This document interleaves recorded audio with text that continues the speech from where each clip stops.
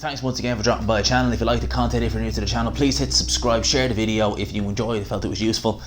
Now let's get into this. So, been announced today, Dillian Whyte versus Alexander Povetkin. It's now official, it's been confirmed. May the 2nd, Sky Box Office at the Manchester Arena.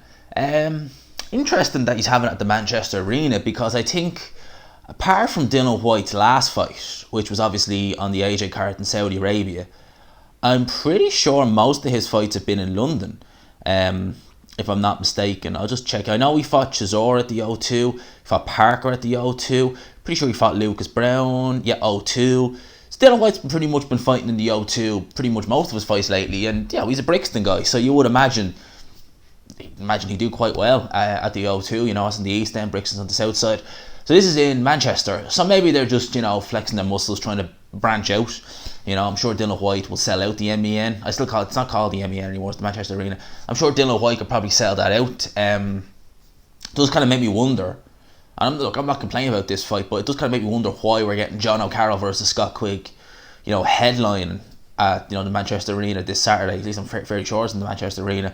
It's not really a headline act. I think I've talked about that before. The perfect undercard fight for Dillian Whyte versus Alexander Povetkin, but you know, I ain't in charge of matchroom, I don't know. Thoughts on this fight? It seemed a logical next step for Dillian Whyte. It seemed a logical fight to make. You know, there was talks of Andy Ruiz there back at the start of the year. That obviously was shut down pretty quickly. More so by Andy Ruiz, I think it was kind of shut down by, you know, he was with Al Haymon TBC, so he's doing whatever, you know, he needs to do. That is what that is. But I don't dislike this fight. I think it's a good fight. I think Povetkin, although he's 40, going on 41 now, he has looked a bit vulnerable, you know, around the whiskers, especially with Michael Hunter hurting him a couple of times. Michael Hunter's not feather-fisted, not to say the least. So, Povetkin though, but I think Povetkin, he's shown his age. You know, he's definitely nowhere near his prime anymore. He's definitely a lot slower than he used to be. He can still punch a bit. You know, he definitely can. He hurt Michael Hunter a couple of times in that fight, noticeably in one round. I think it was in the third round. I think he nearly dropped Michael Hunter, or he potentially did. I think the ropes kept him up in one of those rounds. So Povetkin, you know, he still has a little bit there. You know, he's only ever really taken a beating against Klitschko, and even then he was leaned on. Didn't take a massive beating against AJ. He was stopped, of course, but he didn't take a massive beating in that fight. Showed that there's still a bit of fire in him. He can still counter punch very well off the front foot. I think that's something that Dillian Whyte will have trouble with, because I think Dillian Whyte, it'd be very easy to get under his punches, but that he's not exactly the quickest heavyweight in the world. He's quite opened. I think Oscar Rivas showed a few of the holes in Dillian Whyte's game. I know Parker did.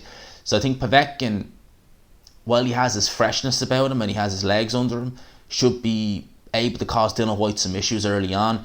I just think that Dillian Whyte being younger, being a lot bigger than Povetkin, I think the physicality of Dillian Whyte, because Dillian Whyte is very physical, I think that's going to be too much for Povetkin at this stage. If this is the Povetkin, we'll say, who fought 3 years ago, you know, definitely I think Povetkin would win this fight. But I think the Povetkin we have now, he's looked a bit more vulnerable. I thought he lost the Michael Hunter fight, to be honest with you. So, you know, I think this Povetkin is ready for the taking. And as I said, I think it's a logical next step for Dillian Whyte, because Dillian Whyte has a mandatory shot next year against the winner of Wilder Fury, the rematch, the trilogy.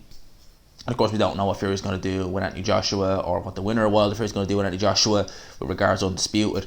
So Dillian Whyte, he's going to need to stay ticking over. I think this is a good fight, and I think if we see Dillian Whyte twice this year, we'll probably see him again in, I don't want to say Alexander Povetkin's not a good fight, he is, but I think we won't see Dillian Whyte fighting anybody he doesn't need to fight, if that makes sense. He won't be taking any major risks. I think he'll be keeping it kind of, you know, like, not to say low level, because Dillian Whyte doesn't just, you know, fought some good fighters, but I don't think he'll be fighting anybody too risky. I think he's going to focus on that mandatory shot and, you know, try and get it in 2021. But the thoughts of this fight, it's a good fight. Looking forward to see what the undercard is going to be like. We're going to have 2 pay-per-views in 2 months, and obviously if they announce Usyk versus Chisora towards the end of May, it'd be dear going. It's going to be 3 pay-per-views in the space of about 6 weeks, give or take.